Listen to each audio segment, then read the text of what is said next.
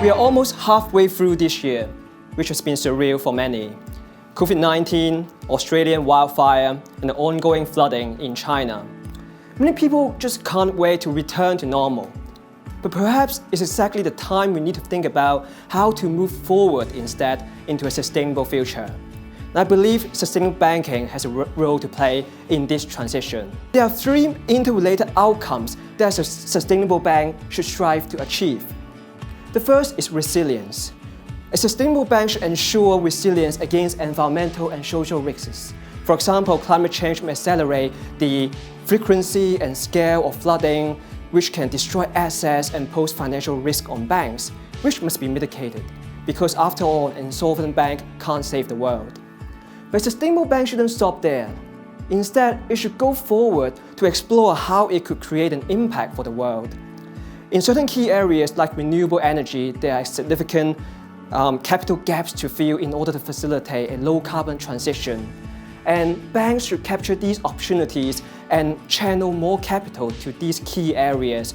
Banks should leverage their influence as a creditor to drive their borrowers, companies, to become more sustainable. We define the purpose of a company as being to produce profitable solutions to the problems of people and planet.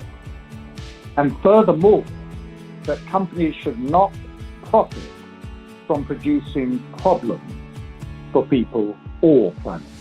Bank finance is particularly important for what is perhaps one of the most important and growing sectors of economies around the world, and that is small and medium-sized enterprises, SMEs.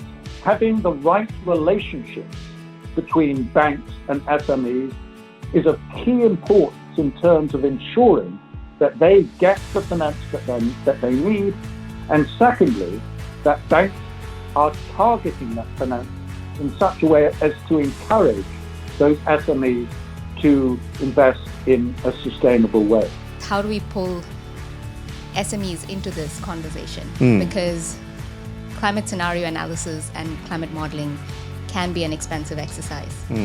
And so I feel there's probably two ways that Hong Kong could think about this. And one is, of course, government support. So one of the things that they could proceed with, perhaps, is looking at which are the high emitters, which are the ones that need to align with their own reduction plan. And for those sectors, perhaps come up with a scenario analysis. I'm saying that the financial institutions, including the more than 100 banks, they should move ahead without waiting. And at this sort of interim period before official taxonomy are coming out, they need to have their definition of green activities so that they begin to quantify their green lending activities, benefits, and KPIs internally. Our core competitiveness, including free flow of capital, free flow of information, our common law legal system, transparent and low tax system, and our deep and liquid capital markets help maximize Hong Kong potential in developing into a regional green finance hub. I think Hong Kong is well placed. I think we have the smarts, if you like, in town. We have the people who understand the issues from a technical perspective. We have the finance experience, and I think we have the commitment to actually make a difference. Hong Kong has, I think, had a reasonably good start. We had, I think, it's not just green bonds, with good leadership from the government and the government program for the last couple of years. I think collaboration is key to going forward.